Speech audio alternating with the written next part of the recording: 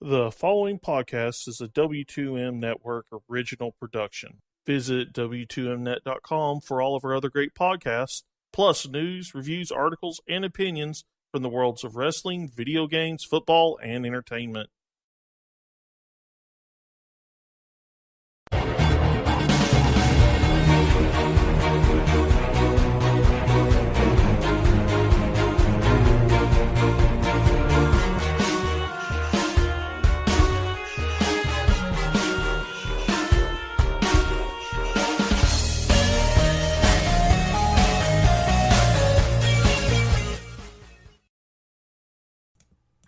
Hello and welcome to another edition of Video Games to the Max. As it's getting closer and closer, everybody. We are a week away from E3, a week and a half away, and the leaks just keep coming, as has been the case for the last few years or so. Stuff just gets leaked, or people just announce them previous to E3 because they have so much stuff that they want to get out there, and they only want certain things to be in your mind. I mean, I think it's smart marketing to have certain things be in your mind and not others. Probably a very good reason why the Pokemon, all that stuff got basically thrown out there now, because they have other things that they want you to be talking about when E3 happens. But we'll get into that. Of course, along with me here is Mr. Marc Morrison. Howdy. He's feeling a little bit under the weather, so excuse him if you hear some sniffles and stuff. Yeah. And this is episode 187 of the show. And of course, this is the official video games podcast at W2Net.com. And we are in partnership with Last Word on Life and 411mania.com as well. And yeah, I mean, there is so much to talk about here that I'm just going to start somewhere. And, I'll just get this out of the way because it's not, it's been a couple days into the PlayStation 1's technically not out until tomorrow, but the Xbox stuff is. PlayStation Plus actually gets really good game in XCOM 2 and Trials Fusion as well for PS4. You get Tom Clancy's Ghost Recon Future Soldier, which is a pretty decent one for PS3. Zombie Driver HD, which I have no idea what that is. Atomic Ninjas is okay on Vita. What? Zombie Driver is like a top-down game, I think. Like, you drive it around trying to kill zombies. So kind of like the old school, like... I think it is. I'm not quite sure. That's what I remember, but there's too many damn zombie games as it is. Yeah. Xbox has Assassin's Creed Chronicles Russia, so I think that makes it to where all three of them have been available for free at this point. Smite Gold Edition, which... is a free-to-play goddamn game. Yeah. It's just... I saw like the ad says like, oh, it's $100 value, and I'm like, well, the game doesn't cost $100, so you're clearly lying.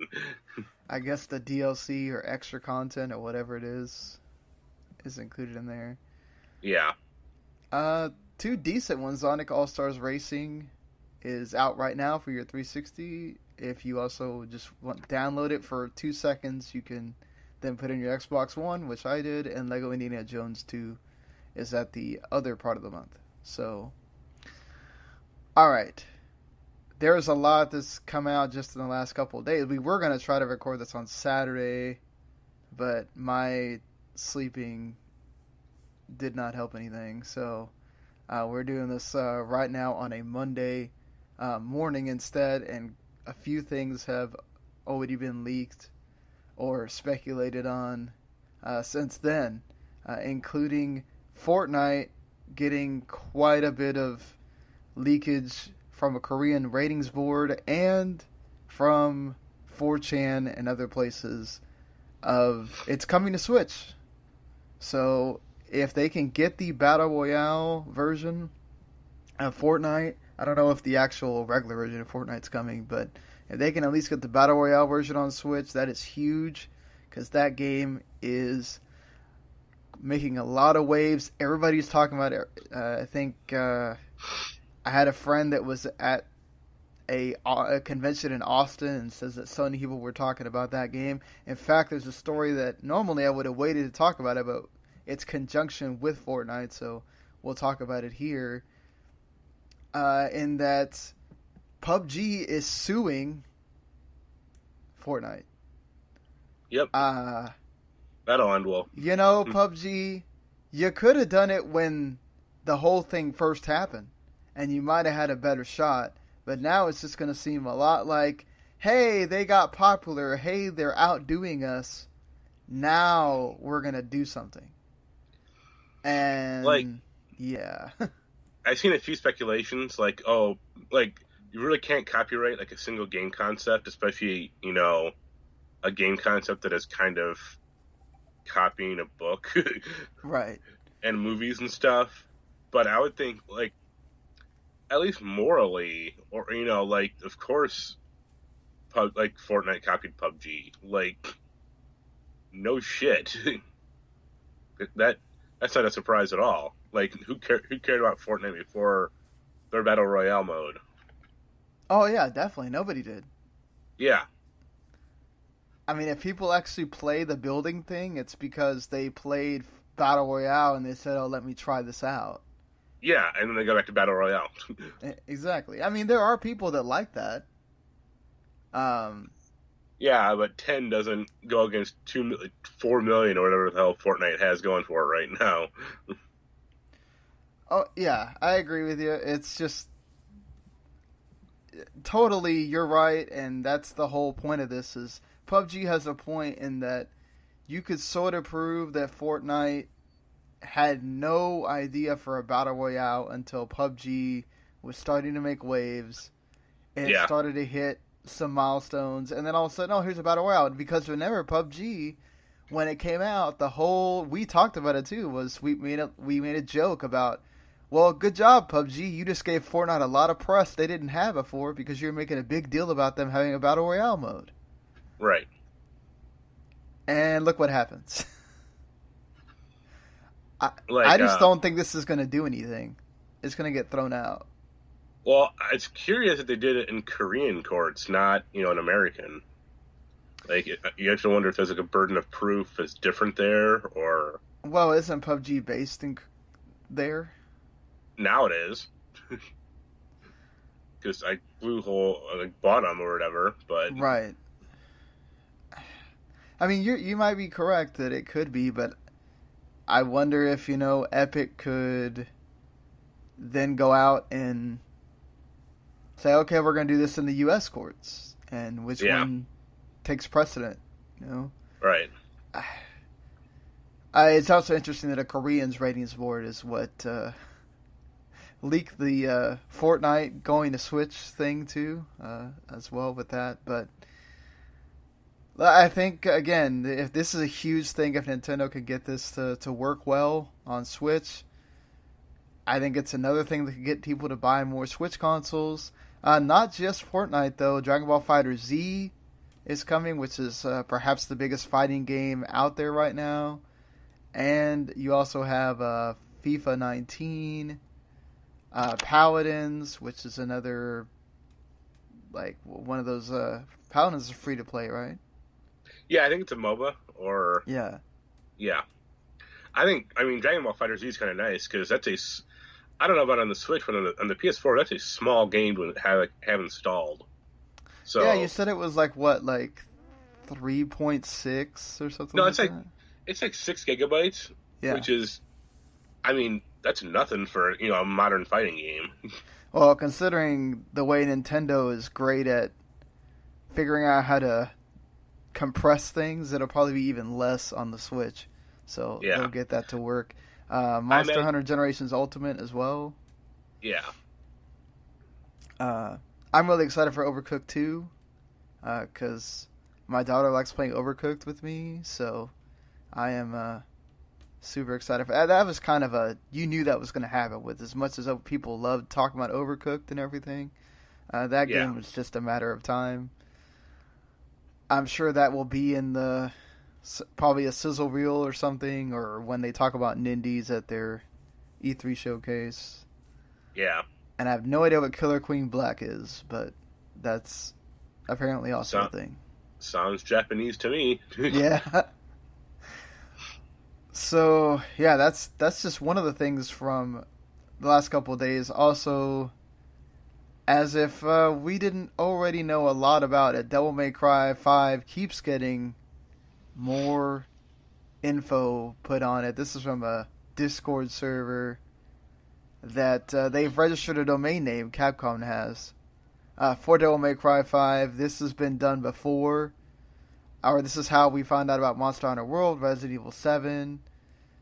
They've also recently updated the Resident Evil 2 domain name too, so perhaps that might get some more information at E3. I know when we talked about this before, you weren't too keen on the fact of there being a Devil May Cry 5. And I'm still not, so... Yeah. I just thought like the DMC game was like far better. Like that's my, you know, I know a lot of people were like, you know, butthurt about how Dante looked, but get over it. It was a far better game. But you have to. I totally can't blame Capcom for wanting to go back to tried and true. People know Dante.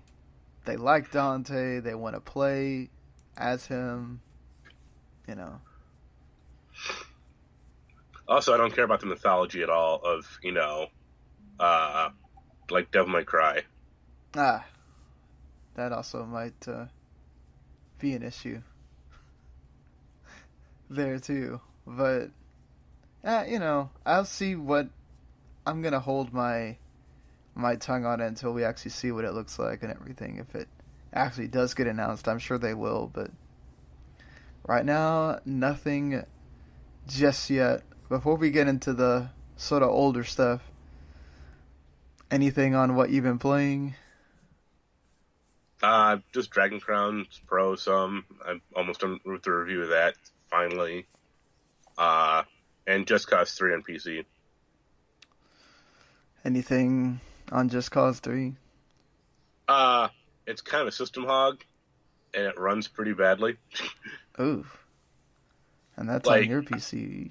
I couldn't get the fucking, like, for like an hour when I first had it, I couldn't get it to like full screen, 1080p, like, play correctly. It kept like resizing the window like really weirdly, and then I finally got it to work, and then like I hit one mission and then the game just crashed, and I'm like, yep, damn, this is a worthwhile product. I got it for like $6, so I mean I don't care. So you just played it in 720 or something? No, I finally got to work in 1080p. Like it just randomly worked. I'm like, thanks. Like I love it when that happens with PC gaming. Thank you, Square Enix. I was getting ready to show my buddy who had the game also, like, oh, this is, you know, what did you do? Because he has the same game. And then I loaded up and then it worked fine. I'm like, perfect. Nah. Right when you're about to go find out, it just works. Yeah. I've been playing a little Witch Academia Chamber of Time, or well, I had been playing it, but twice I left it on because the game doesn't explain to you how you can save at all. So I'm thinking it has an autosave feature because it's a freaking anime game and it's, you know, the subject matter is a little bit more of the younger audience than, say, you know, Dragon Ball or you know, Sword Art, the Fatal Bullet game. So, no, it doesn't have that. I have no idea how you save in this game, but twice I had the PS4 just decide that it was going to close the app on me. Yep. And I turn it back on. That's always fun. Gotta restart the whole thing again. And the problem is the game is slow. The game is really slow. I mean, the anime is also very slow. But, like, I also had to get used to I watched the whole anime in English. So, having to read subtitles again and not being used to the voices was a little cumbersome at first. But you get over it. Also, just the cutscenes look cool and everything, but because Trigger still did those, but the just the way that they do how they talk is weird. It's just like the the subtitles just show up on screen and they go into this little scene, and I don't know. The walking around is super freaking slow. It takes forever to get somewhere. The map is sort of not the most intuitive thing either. I mean, like, I really like Little Witch Academia as a product, but the game doesn't do it any favors. Like, yeah, maybe it's like near Automata, where you have to get a certain point where you can be able to save. Maybe that's what it is. God, it takes forever to get somewhere. So, I mean, you can run. I appreciate the fan service.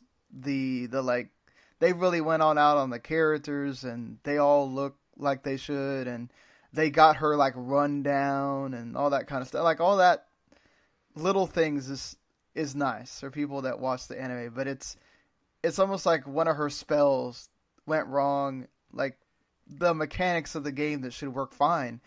When you actually get into like a fighting thing, which it sort of goes into like a side-scrolling shoot these enemies that appear on the screen with the magic stuff, which is really weird too, because I'm expecting it to be like an RPG, and then it just turns into this like side-scrolling action game, and I'm just kind of like, okay, that's interesting, because all of a sudden she gets really fast, and it's like, why can't the rest of the game be like that? Yeah. Yep. I also picked up Gears of War 4 for like $15 because I forgot I didn't have it, because I have the other games, and it's actually I enjoyed it. It took a while to get used to the whole, these are new characters that I'd never seen before. You do get to start with Dominic, but you're like one of the random like nobodies, and then it switches into the new characters, and some of them are funny. Like the uncle of the girl is named Oscar, and he's sort of like your typical Mexican. Like, he has the accent, and he just makes like dumb jokes in Spanish sometimes. Does he carry around the Taco Bell dog? I mean, no, but he has like a weird like ponytail thing with these almost look like clothespins holding some of the hair. It's so dumb. I've only gotten like the first 3 missions, and it's Gears of War, so they didn't do anything wrong there. It's just, I can kind of tell how people. I think there wasn't enough. I think you do play with Marcus a little later. I haven't gotten to that part, but I think that was people's main complaint, is that they didn't gel with these characters very well. They'd gotten so used to the other ones that. Well, it's the same thing about Devil May or DMC. Like, do you think that was kind of one of the problems? Like, that game's. I mean, that game, it reviewed okay, right? But that game came and went. Like, no one seemed to care about it. Mm-hmm. That's the same thing I felt like what happened with Gears. It reviewed well. I think Daniel really liked it when he reviewed it for the site, and then it had other. Obviously, you'd expect it's a Microsoft game; they're gonna give it good scores at that point. But I think whereas 343 kind of understood, and they had to learn the hard way that people didn't care about Locke, so they're having to go back to the drawing board with, okay, how do we get Master Chief in here? And I think Gears kind of went through the same thing, where it's like people weren't ready to embrace these new characters. And I'll be interested to see if they do announce a Gears of War 5 at E3, how they handle this. Do they go back to the old guard, or do they keep going on with these new characters? So, well, I think the old guard is mostly dead, so they kind of have to. That's true too. It's like, what do you want them to do? Bring them back from the dead? Like, at least Master Chief keeps finding ways to like stay alive, but. It'll be like Zombie Dom. Now there's zombies in the universe for some reason. Right. He's a good one. I mean, not that the Locusts looked anything, I mean, they're pretty monstrous themselves. So. Avalanche Studios got purchased by, or they've been purchased by Danish movie studio Nordis Film. Apparently, Yeah, it's this is weird. it's the world's oldest still active film production firm. And they've paid out $103 million to control 3 of Avalanche's offices. But they are not going to meddle with the game studios, what they're actually making or anything. They just want to control the corporate end, I guess. Well, But, like Avalanche doesn't own Just Cause, like right? Yeah, Square Enix does.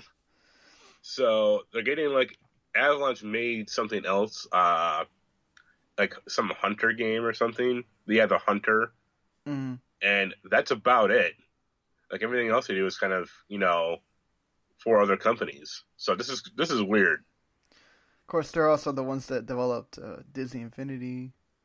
No, that was a different Avalanche. Oh, that's a different Avalanche. Okay. Yeah, It's there are two goddamn studios named Avalanche. One's in Utah. That's like the Infinity one, and Yeah. Avalanche. This one's in Sweden. Oh, you'd think naming rights would at some point Yeah, be an issue. because I think the Disney one came like way later too.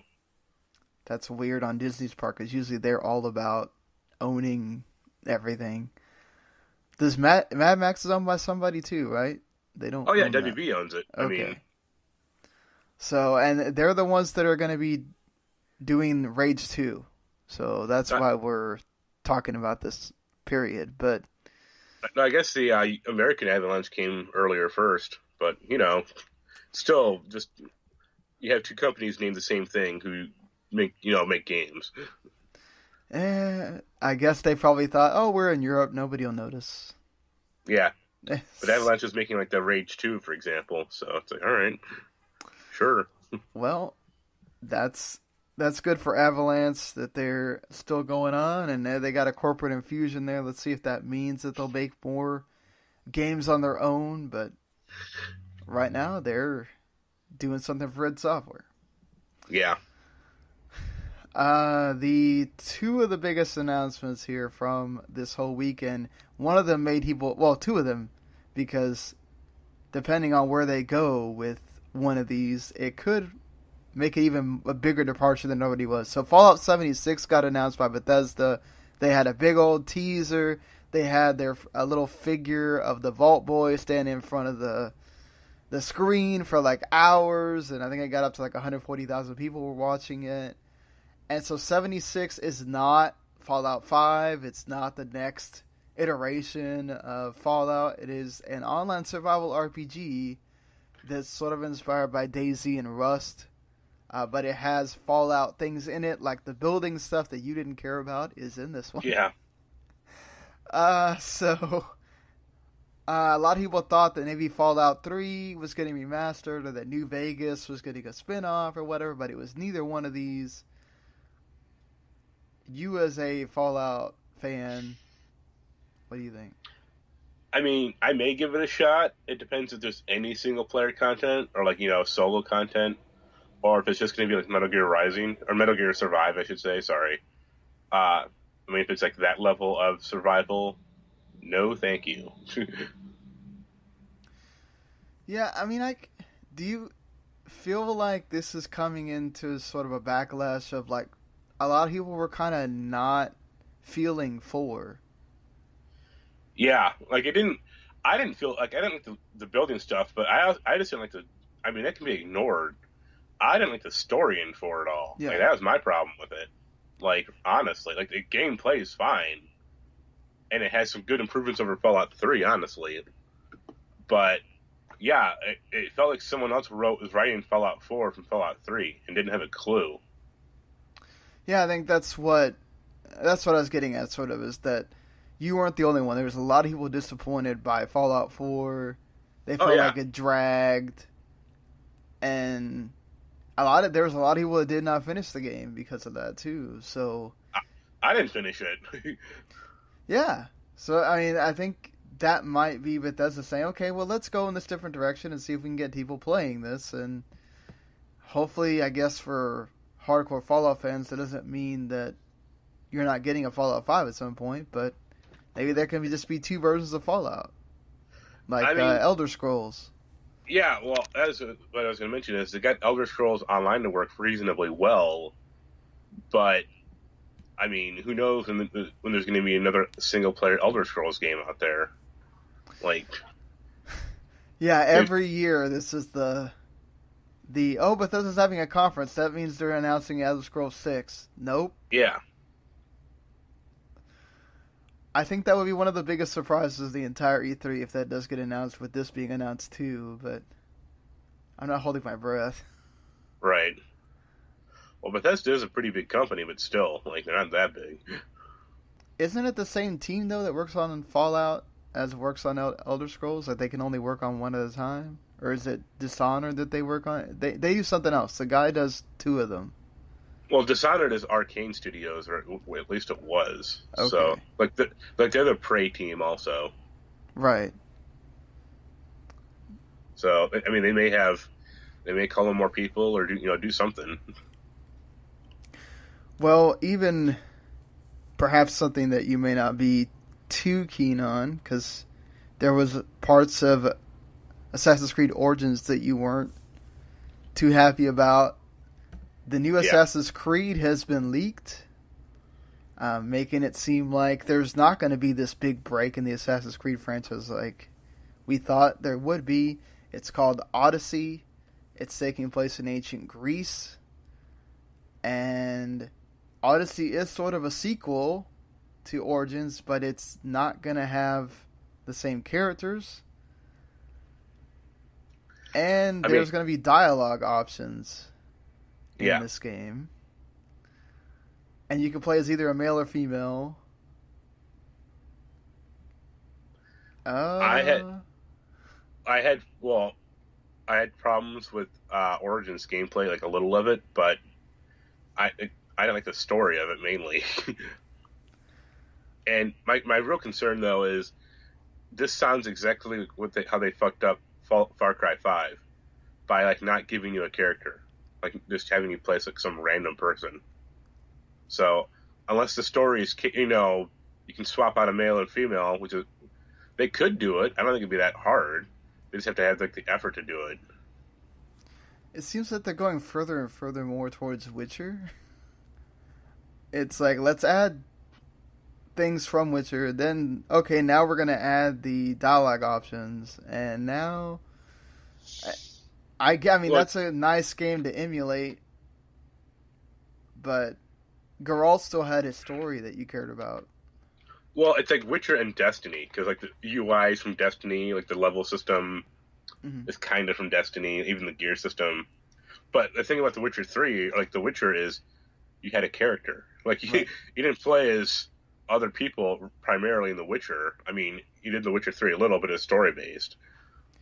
You said you liked Bayek for the most part, right? I liked his character. His character was fine. His motivation was bad, and the way he kind of got jerked around is kind of bad because he'd kill everyone in the journal or whatever, and then his wife would be like, "I'll kill these guys instead." And the bad guys were all like literally had masks on, so they have no personalities whatsoever, or no identity, and like the only text you get, like the only flavor text you get is like 3 lines is 3 sentences in the map, and that's it. I said, this is bad. You guys used to make good villains. Like, what happened? I mean, this doesn't give me good thoughts of... I mean, there's people that loved Origins, so... Yeah, I follow this girl on Twitter, and she's like the most hardcore Assassin's Creed fan ever.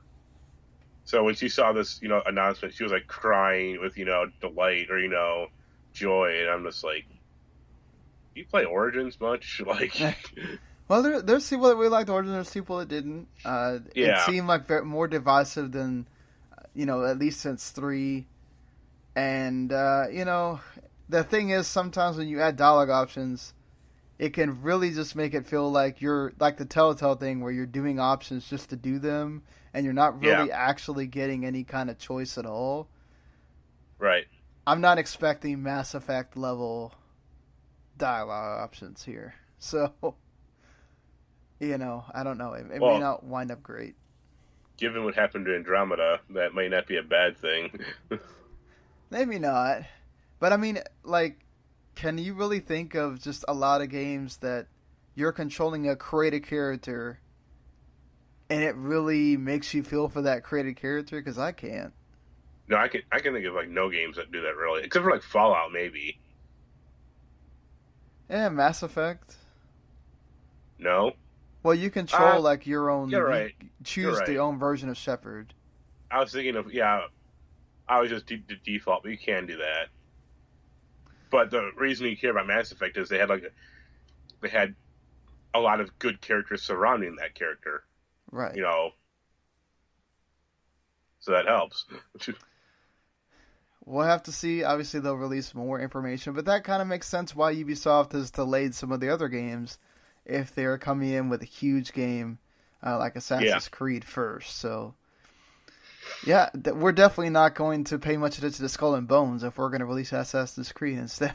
So, well, some people really like the naval combat stuff, so they're looking forward to that game. Well, you can wait till 2019 then.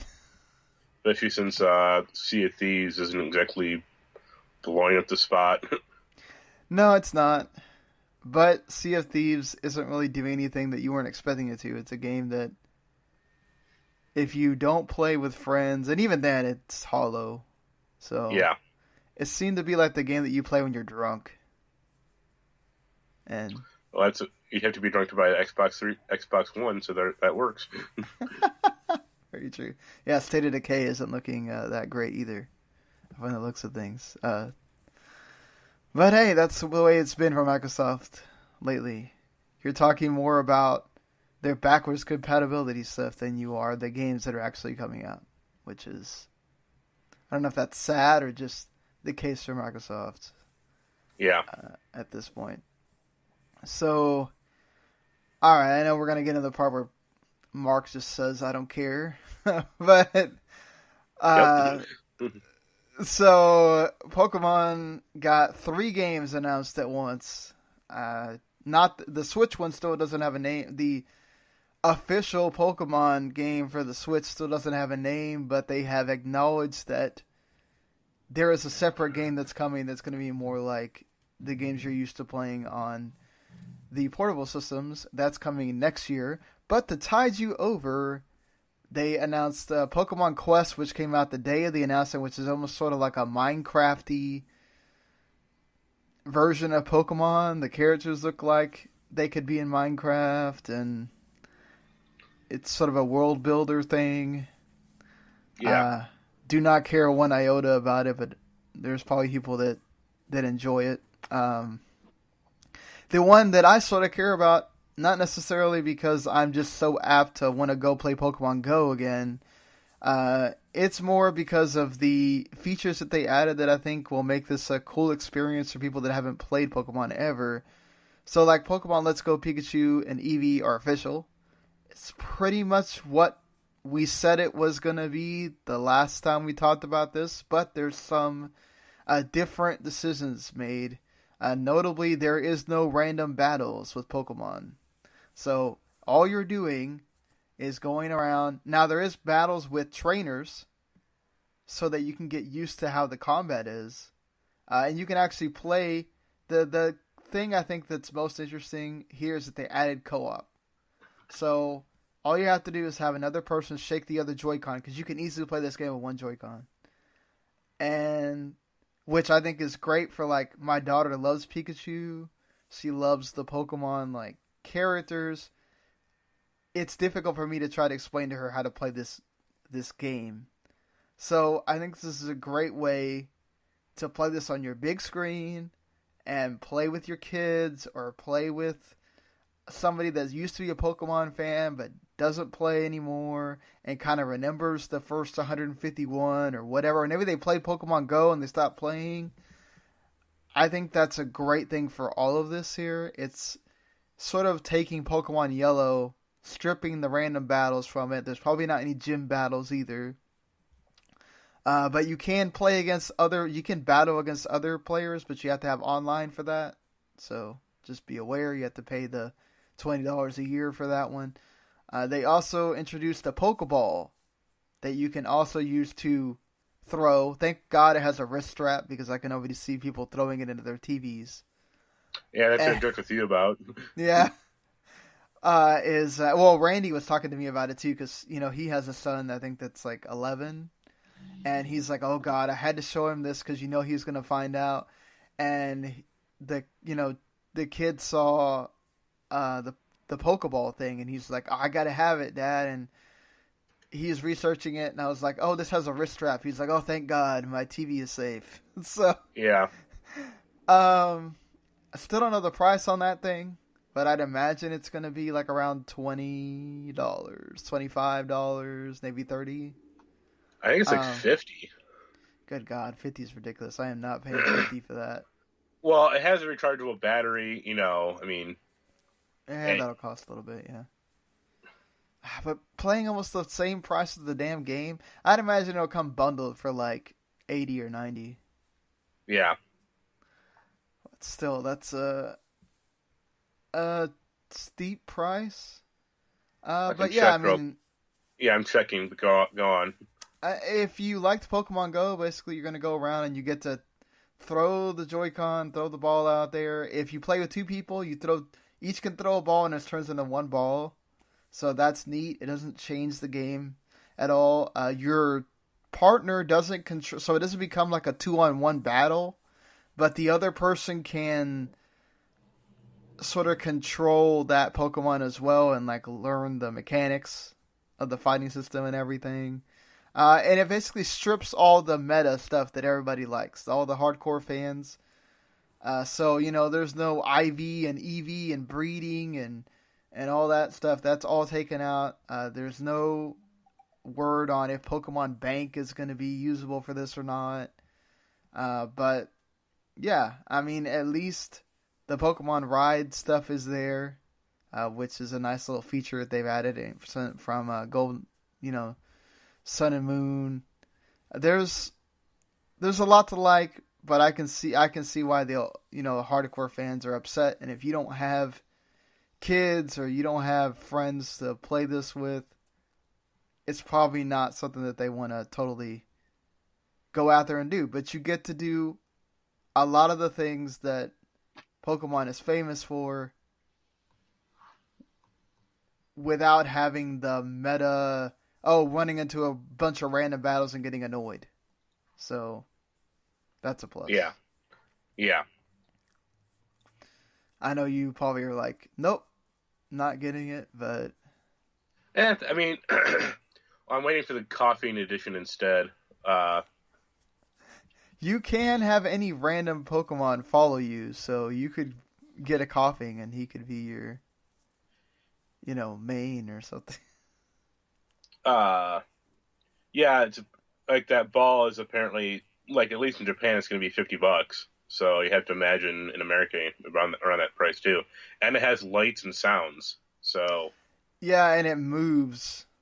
Yeah. When I think it has all the same things as like the HD Rumble, so like it moves when a Pokemon gets caught. And I think even if you carry it around with you, it moves and stuff. So I mean, that's neat.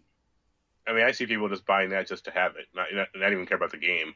Oh, yeah, definitely. I could see hardcore Pokemon fans having. I could see people wanting to buy it for their kids. Like I'm sure if Anaya sees it, she's gonna want it. I'm gonna be sitting there going, "Oh no, wallet!" But and then, and then like painting it. Like, aren't there different Pokeballs like later on? Yes, there are. I wouldn't be surprised if they come out with like a Great Ball, Ultra Ball version.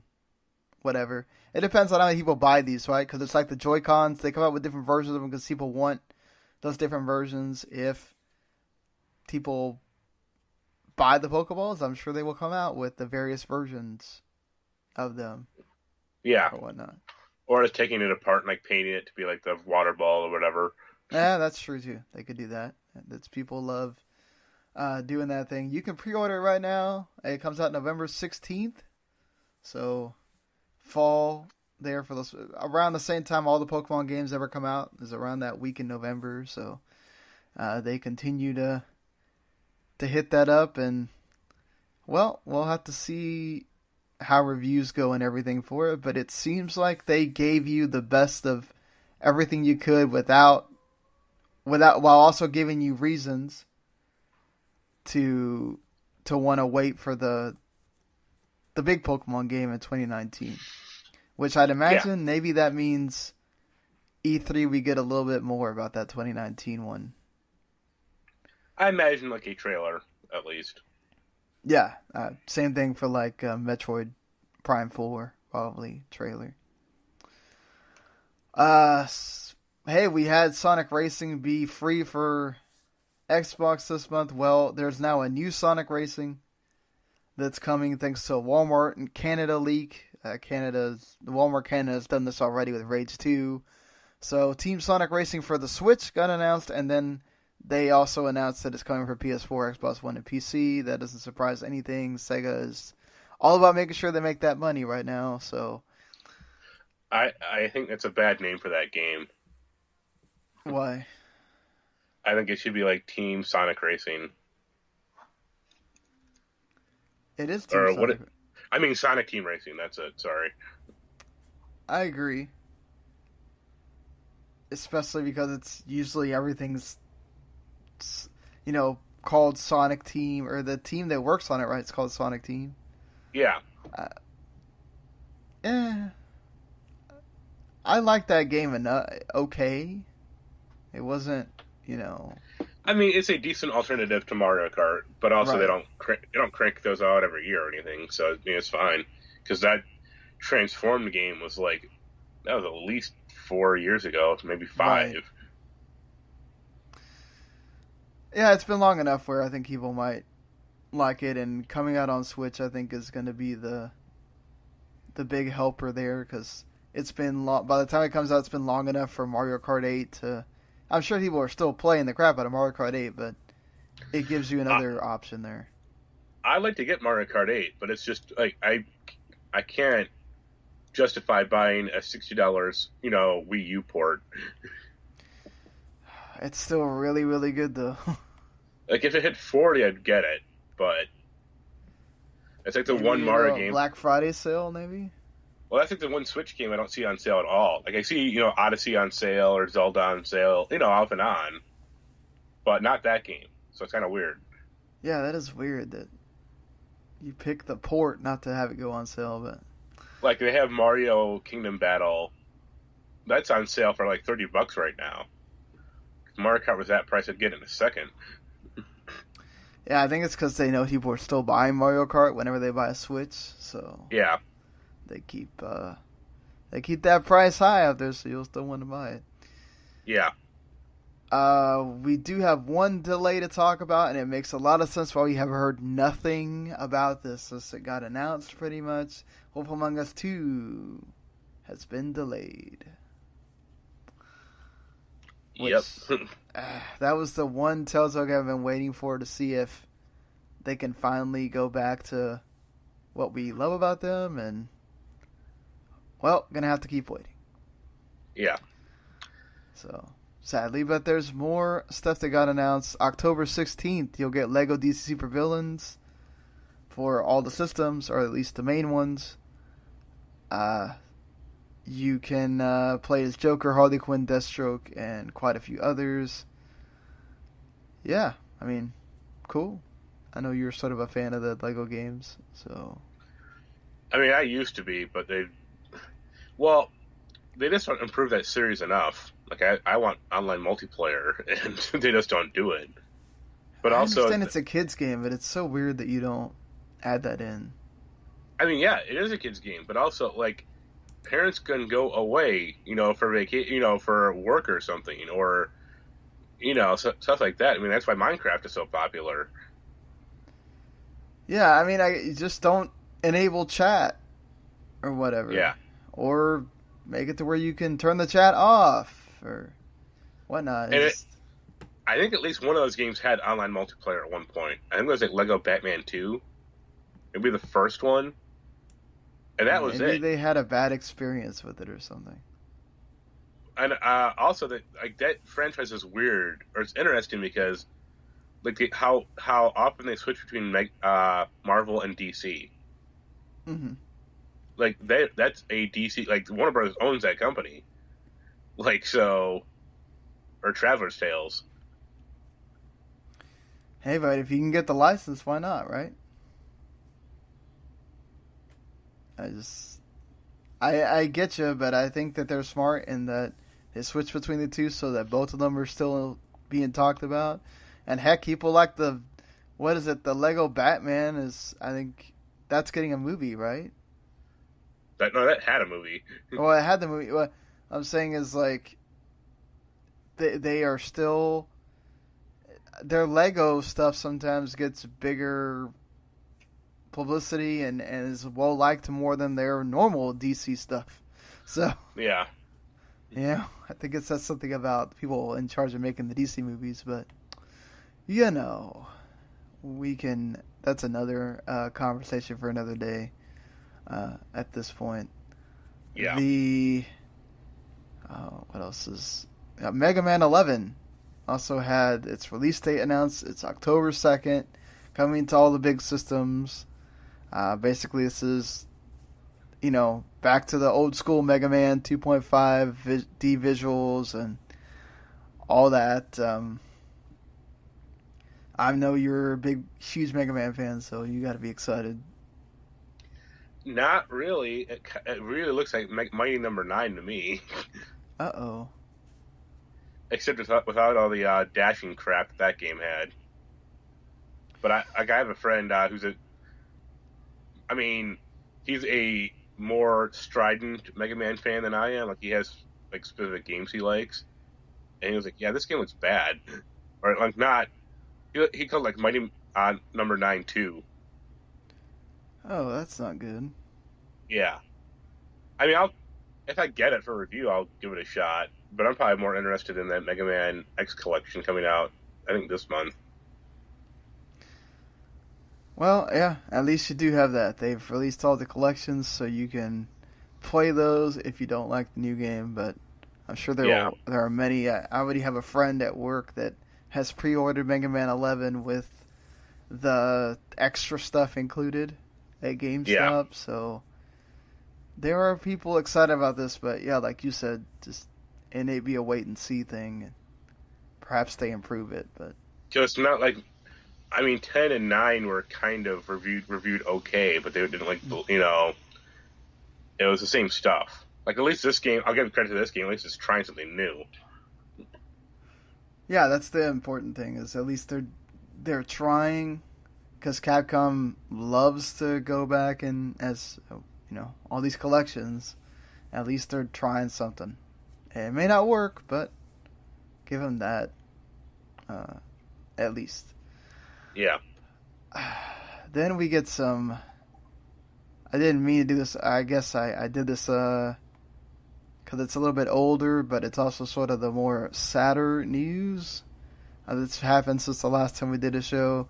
Wargaming, the publisher for World of Tanks and also originally gas-powered games, they were responsible for Dungeon Siege 1 and 2, which were games people... liked Supreme Commander 1 and 2 and Demigod as well. They are going to just assist employees at Redmond Studio, but they're going to have to shut down. Or not shut down, but they're shut down their Seattle office and laying off 150 people. So I always hate hearing about this.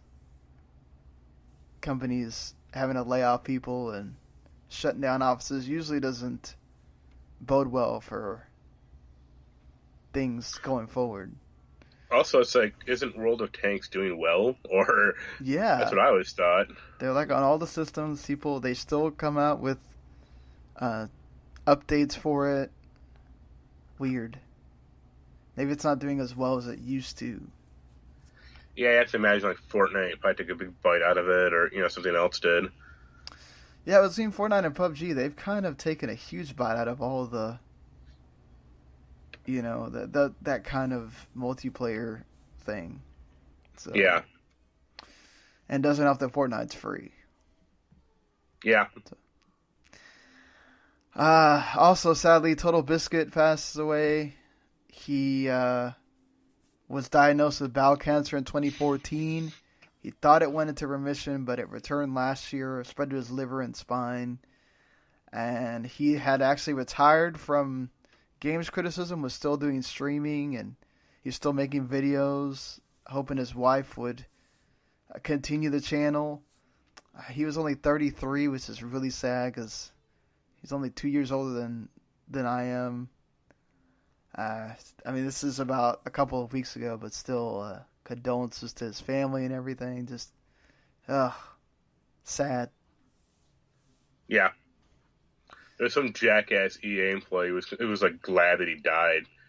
And he got shit on. Like, everyone was kind of outraged by that. Yeah, because he was like, "Oh, he criticized my game, so I'm glad he's dead." Oh, what an asshole!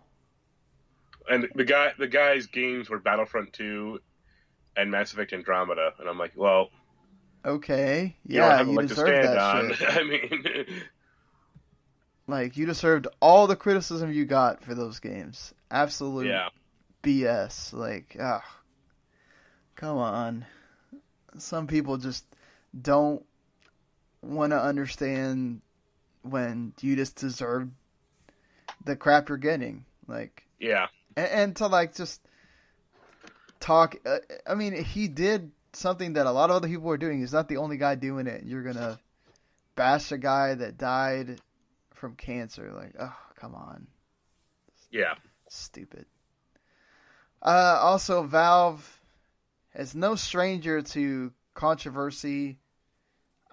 They had the thing with the anime games that apparently had pornographic content, which were taken down and then left there by Valve. This time, though, they listened to the news and everybody else when School Shooter Simulator, or a school shooter simulator called Active Shooter, was put on Steam. It was really just a distasteful game, because all things considered. And this led to them finding out that this developer had already been removed from Steam before. Revived Games. Also, the publisher was Acid. Yeah, so I think that's pretty much...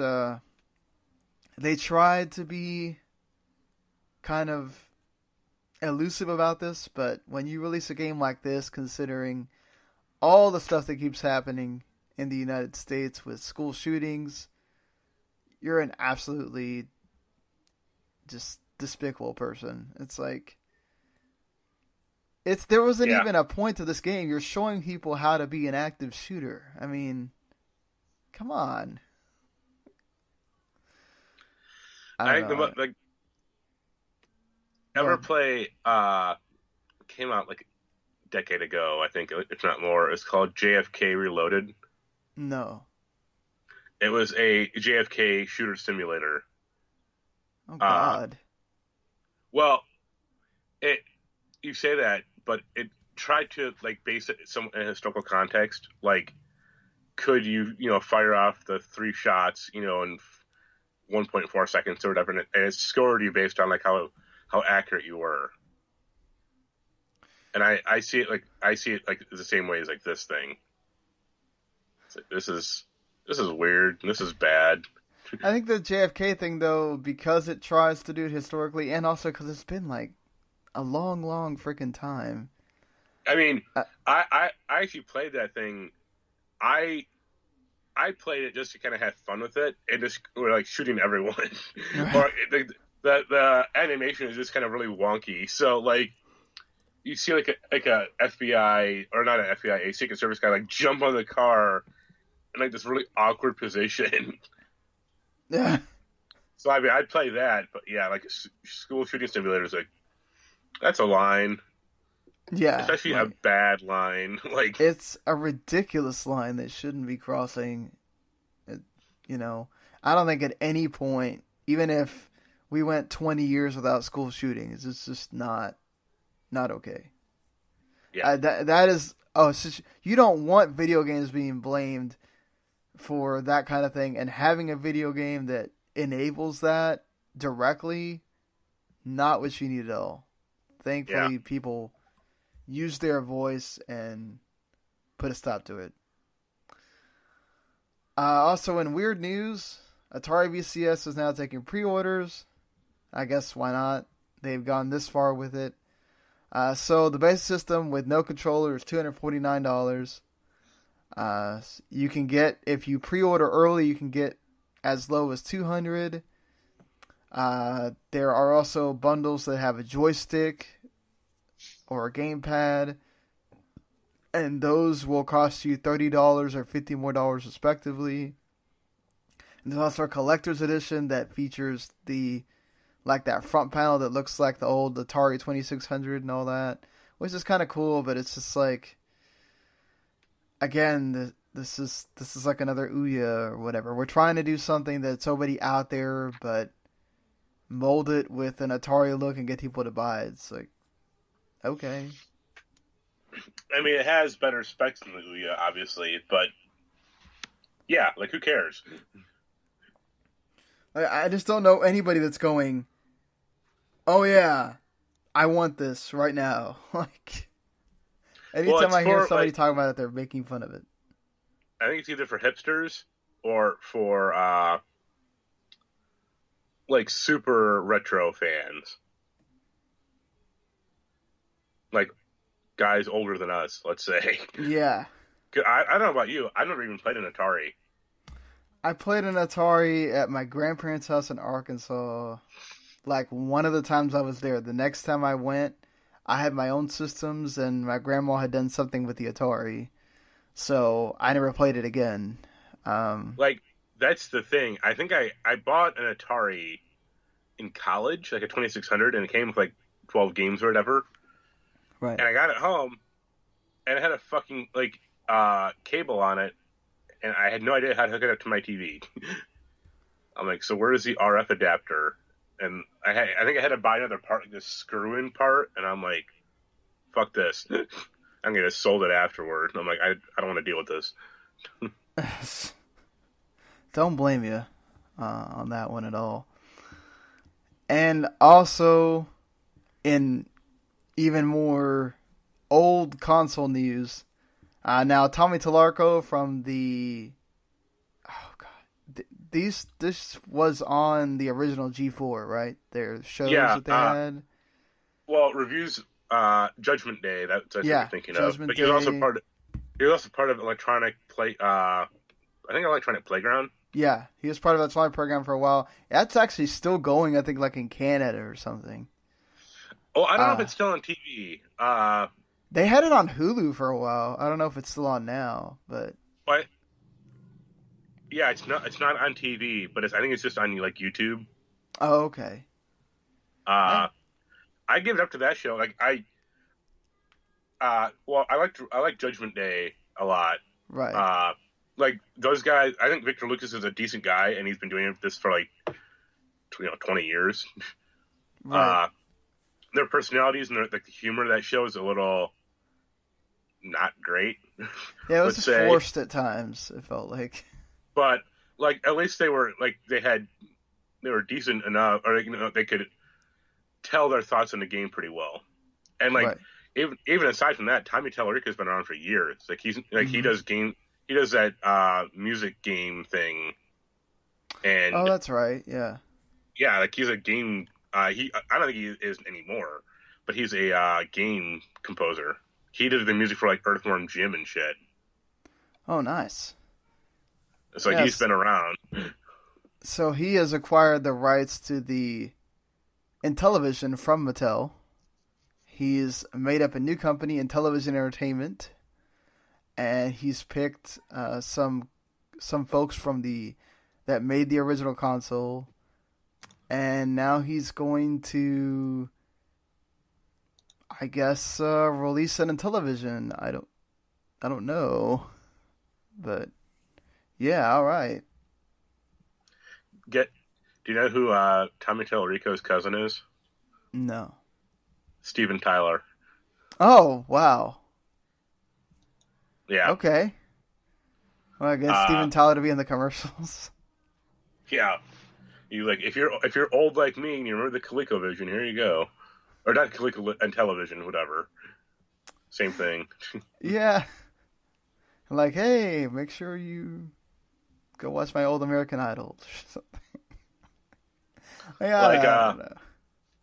it's the same thing with the Atari box. You know, like who is Nobody asked for this. Like, yeah. I mean, if he wants to put out like an Intellivision, like retro console, like a flashback thing, which I think there already is at least one or two of them out there. right. Fine, go for it. Make it, make sure it's good. But to make a whole company for the Intellivision, I mean, really? It'll be better than the Commodore one that they just released. That's a hunk of shit. Oh god, that looks terrible. Aside from that, like, no. I mean, he says it was my favorite system because the games were cutting edge. Yeah, in 1974 or 1980, 1979 or whatever. Like, yeah, that shit doesn't play anymore, dude. And this is while the arcades were going on. Like, oh, come on. Yeah. Yeah, like, no, people are not asking for... I mean, the NES is one thing, but, yeah, that's because there's people that are still around that really remember that, and they had great games that stand the test of time. Does anybody remember an Intellivision game? I think it's the same problem. Well, it's older than us. Like, I never even played Intellivision. I imagine you haven't either. No. And I could name 30 SNES games that are great. I can barely name one Intellivision game. Like, I assume Pong was on it, right? And Pac-Man, and that's about that's my Intellivision knowledge. And you can play those games today on your console of choice without having to get an Intellivision. I mean, sometimes I wonder. I mean, maybe he just wants to make the company with the name, and he's going to do something else. I don't know, but it's one of those systems with an awesome number pad for a control input device, so it's good. Like that and the Jaguar. Oh boy. Which I had one as a kid. All right, so we're gonna get into some entertainment news. There's not a lot of it. There's some. Thankfully, because there's a lot of gaming news this week. So Hasbro has announced their plans to make more Power Rangers movies. So they feel that the brand is undervalued, which is why they bought it, and they want to make new films, toys, games, all that. So there's going to be more Power Rangers games as well. The most recent Bandai Namco one was not too bad. So you mean the movie or not the movie? The game. We have a review of it. I think it's like an indie game almost, but it was made by Bandai Namco published it, but it. There's some I don't know what it is. I think it's like Power Rangers crossing over with like Transformers or something. Yeah. Or it's like some weird mobile game. Oh yeah, I know what you're talking about. I've seen it several times on commercial. It's no Power Rangers and Street Fighter. Oh, okay. Yeah, they had like an update for it or something. Which, if they made a full game out of that, I'd be into that. Like, sure. Yeah, do it. Why not? You're not going to get Marvel. Yeah, might want to have to start thinking Capcom versus something. Hasbro or whatever. You could put Transformers and Power Rangers and whatever else. They have G.I. Joe. So, do it, I guess. So, basically, they just bought the brand so they can plug and play whatever they want into it. They don't discuss directly about whether or not they're going to follow the new movies or they're just going to reboot it again. But hey, I mean, if you like Power Rangers, I guess know that they're definitely set on continuing to do stuff with it. So there's that. I like the new movie. Okay. I liked parts of the new movie. I don't think it was a cohesive experience, and it felt really lacking in like Power Rangers shit. It really felt like a setup to another movie that they planned to do, but it didn't sell well, so you didn't get that movie. Yeah, but it's like, well, the reason it didn't sell well is because it didn't have enough cool shit in it. So it's like, well, kind of a catch-22 here. But I think like most of the like I thought like Kimberly was good, Jason was fine, Billy was good. The other two were like non-characters essentially. Yeah. And I thought like I actually thought Elizabeth Banks was great. Oh, she was awesome as Rita. Rita. So like if they did another one, it'd be nice. Like that's the thing is if they do another one, will they get those actors back? Like that's are the they question. doing anything else? Yeah, like well, Kimberly, I forget her name. She's in Aladdin right now, or she's filming that. Oh, okay. And then, I mean, Elizabeth Banks is obviously big, and so is Bryan Cranston. Yeah, I wonder if Bryan Cranston would do that again. I assume he would, because, I mean, he's probably just in front of a blue screen or something, so who cares for him? Yeah.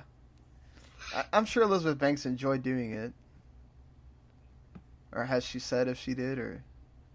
I think she signed up for, like, 3 movies, so... Oh, okay. But you have to wonder, like, if those contracts are still valid, or, you know, if there was, like, a light, you know, a, option, like an expiration date, like, if this movie's not in production by, you know, May 2018, then the contract is over, or something like that. But, yeah, if they made another movie, it'd be fine, but I want there to be more kind of Power Ranger shit in it, not them kind of fucking around and like not being able to morph for, you know, a half hour, 45 minutes. I agree with you on there. There definitely needs to have like I saw at Toys R Us recently. They had like the Power Rangers movie morphers, and I was like, they barely showed these in the movie. Like, yeah, why? Why did they make a toy out of this? Because they can, I guess. Some of the things that people make toys of is surprise me to this day. Yeah. Oh, I forgot to mention that also apparently because Pokemon is not owned by Nintendo. Oh, I think I talked about this last time.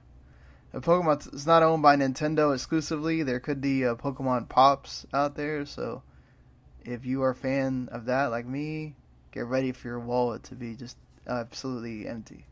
So 151 Pokemon, original Pokemon. Thank God Funko's actually smart about that. They don't release more than 6 at a time because they know people can't collect that many at once. But I'm sure there will be waves and waves and waves if that does happen. So, and why not? Those things make money. So if you're a Pokemon company, why not jump on that? So I do have a Funko Pop question for you. Yes. You know the numbers on them? Yes. Do those actually matter? Or is that like the... No, that's the number that they are in the line of whatever they are. But that's not like a sequential number. Not for every figure of, say, Ron Swanson. They are a sequential number to the characters in the line. So, like, if you get all of the Parks and Rec Pops, you'll see that they all have numbers, and they'll probably all go in sequence. But there'll be another line of something else, whether it's like Pop. It's probably Pop Television is what that is. So all the Pop Television ones, like Doctor Who is also in Pop Television, so that all has numbers, but they're all mixed depending on when they came out. Yeah, I was curious. I was always curious about that. Like, why is there a number, and is this like the release? You know, how does this work? Yeah, like the DBZ Pops. So I had them all sitting there, and they all have different numbers because depending on the wave that they came out in. Like because when they first made the animation ones, which also includes cartoons, not just anime, they were some of the first ones. So like Goku and Vegeta are like 9 and 10, but then you go way down the line, and like Gohan and the other ones are like 100 and something. Yeah. So, yeah, that's what that is. So James Marsden, who is in Westworld that you may or may not be watching right now. I just cut up on the episode that just happened. Yeah, last night. Yeah. We God. need to talk about that off air. Yeah, that's a lot.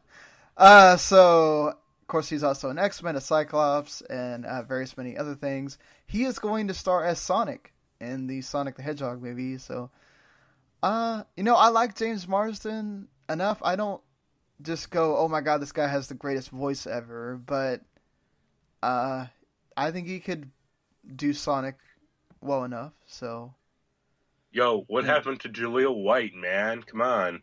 Yeah. He's still alive. They need a big name actor to get people to. Yeah, I hate voice acting like that. Yeah.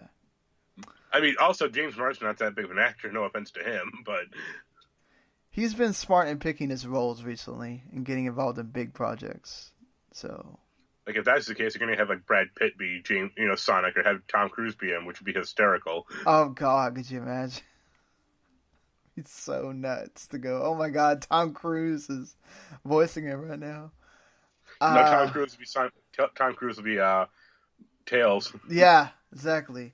You have Tom Cruise be Tails and Brad Pitt be Sonic. Oh god, all the money would just go to them, and they'd lose so much money. It's the interview with the vampire sequel you've been waiting for with Sonic and Tails. Oh god, that's what we wanted. Speaking of big name actors, Jamie Foxx is going to play Spawn. Apparently, though, you won't see a lot of Spawn in that movie, according to reports from production.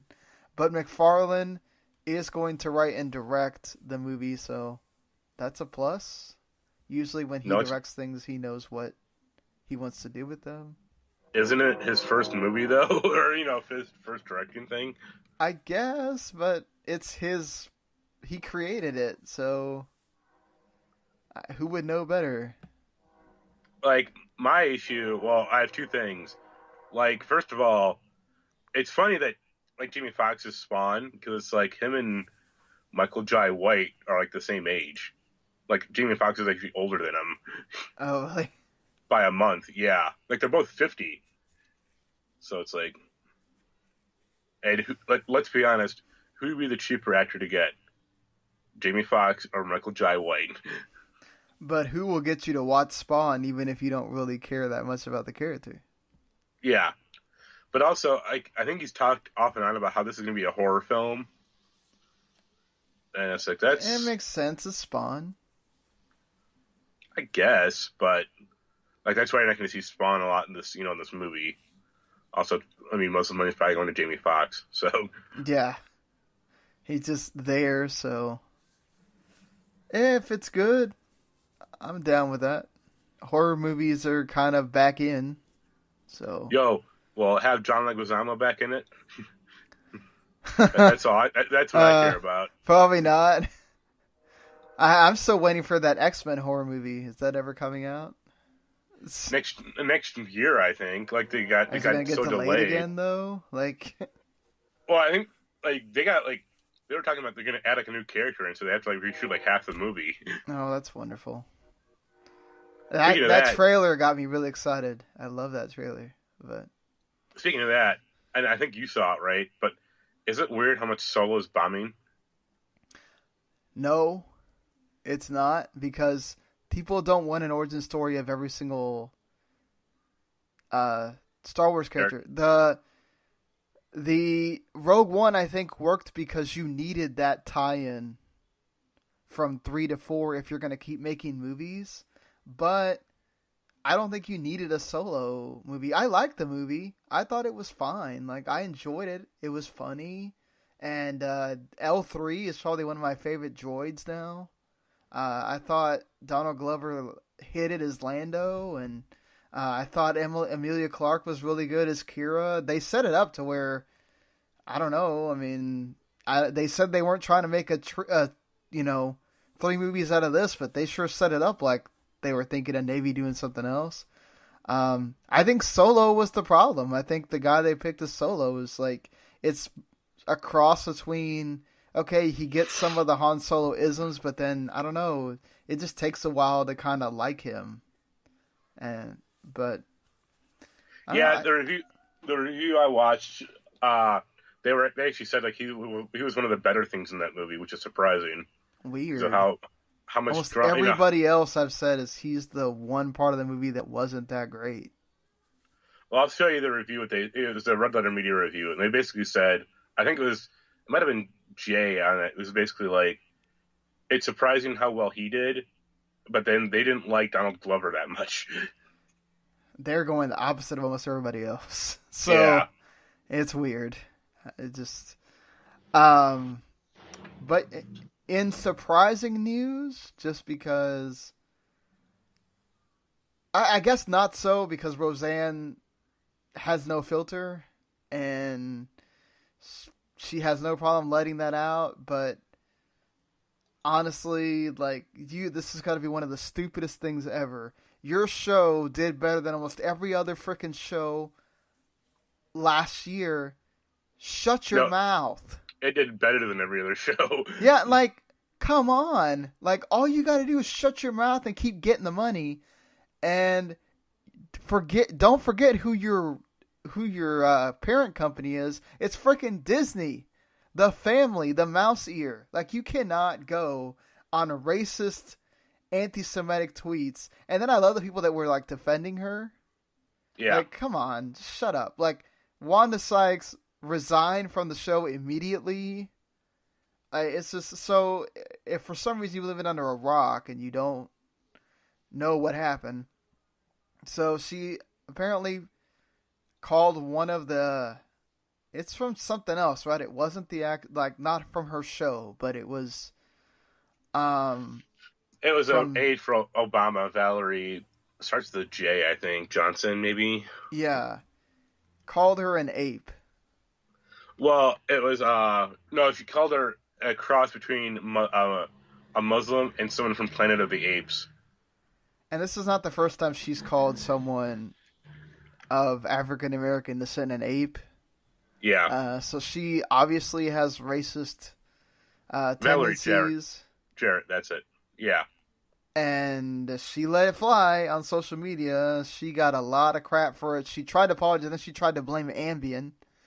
I love Ambien's response. Yeah, and then she attacked some of her cast members, which is a real part. Classy move. Yeah, that really helps you at all. Ambien was saying that being racist is not one of the side effects of our drug. Yeah. I love that. So yeah, they. And of course, yeah. Oh, go on. No, it doesn't help either that. I mean, not that any other person would have, but also the president of ABC Entertainment is also black, so this did not sit well with him either. The only good thing about this is that they have listened to the fans and listened to, I think, the cast members, and there's a lot of talk now of a Darlene starring show, spinoff show. Like that's what I was gonna ask. Is like you watched Roseanne like when it came back, right? I watched some of the episodes. I watched like the first 2 or 3. I haven't gone back to watch it, and I think Hulu took it off. I think too. So obviously, I watched the first one, and I couldn't even stomach that one because just because of her. There was way too much I get it that the show was like this originally, and I liked the original Roseanne, but there was way too much they had her being hardcore Trump. The original show wasn't like that at all. Yeah. So that was the disconnect for me. That's why I turned it off. Because in the first episode, she's rationing her medication. They're rationing their medication. Yeah. And it's well, under Trump, you wouldn't have any medication. So, figure that one out. That made me laugh just from watching my grandparents do that. But if they did a sequel, or did a spinoff or something, go for it. Because I liked Emma Kenny a lot. Yeah, I liked Darlene's character. I liked the kids. And I also didn't like the sister being hardcore on the other side either. That was just so annoying. Well, I mean, this is a small spoiler, but in the last episode of the new season, Roseanne has to get an operation for her knee, her knee was going bad or something. So it'd be great if they do make a the spinoff or something, if it opens on like Roseanne's funeral and she died on the operating table. Would not be surprised at all if they do that on purpose. Just The other good joke I saw was it'll be great when Roseanne is back and Ted McGinley is Roseanne and they don't address it at all. I'd watch that show. So is John Goodman going to get to be in this, or just he's? I hope hopefully. so. I like John Goodman. Like, yeah, he looked kind of tired playing Dan again, but I still like him. I really like John Goodman, so I hope that he gets to be in it. He didn't really look like he wanted to be there that much, but I'm sure it was a paycheck. Yeah, between that and Monsters, I'm sure he's not hurting right now. So, yeah, it'd be nice. Like, it'd be nice if, like, Roseanne dies, and then it focuses more on like Darlene raising her kids, and then Dan is like the grandfather, stuff like that. And, like, Becky moves in or something. I wonder what the conflict in the show is going to be, because Roseanne was pretty much the against everything. So, well, it'd be centered around I think Becky and Darlene then. Yeah, because that was kind of what the show was originally like. Like, Darlene was kind of like Roseanne, and Becky was like Jackie. Well, but, they'll figure it out, I'm sure. Yeah, they got enough money. They like money, so.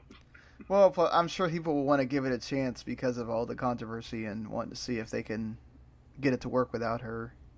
Did you see that Charlie Sheen was like, "Oh, bring back 2.5 Men"? It's like, no one's wanting that. No, Charlie Sheen, just stop. You just want to be back in the winning limelight again. No. Yeah. It's like you and then the crazy kid and then John Cryer. Did you see there was a joke from one of those like websites that just post joke stuff of like Fox picked up Roseanne because they didn't care about being racist. It's like... Yeah. It's like Tim Allen's character gets a new neighbor on that Last Man Standing show with Roseanne. Oh god.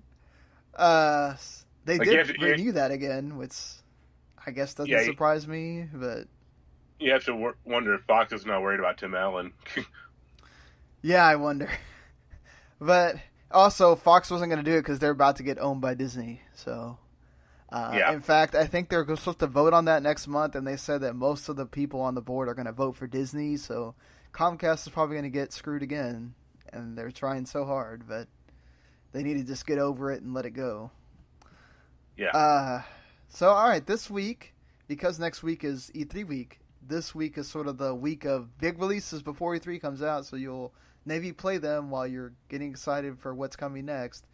Vampire from Don't Nod comes out tomorrow. Technically, I think it's also out today, depending on if you're... Well, it's out today if you review games. Out tomorrow for everybody else. Blaze Blue Cross Tag Battle also comes out tomorrow. Shaq Fu Legend of Reborn, which the description for this is hilarious.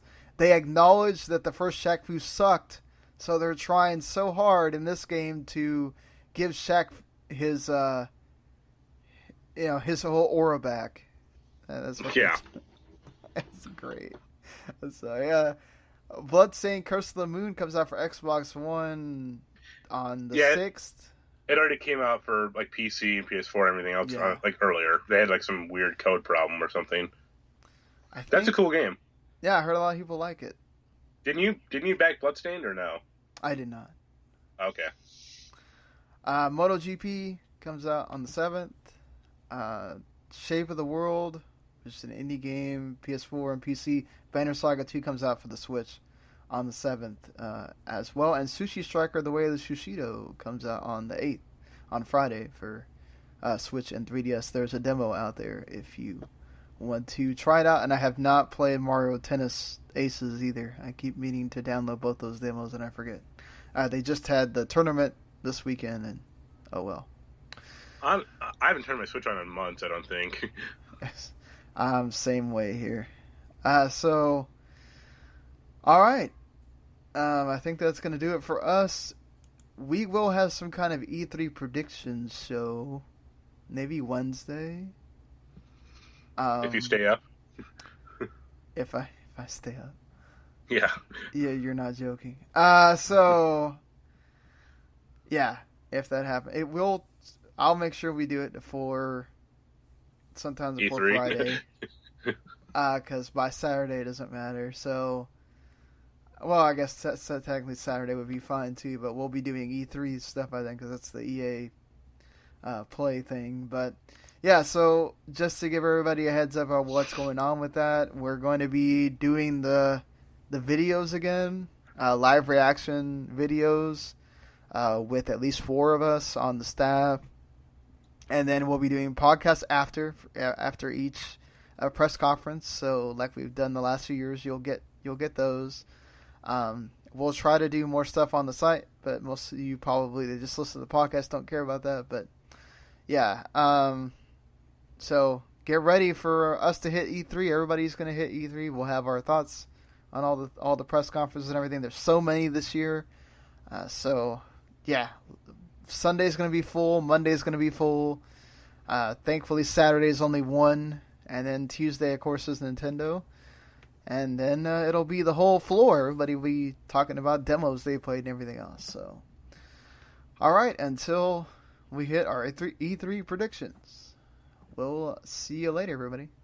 Later.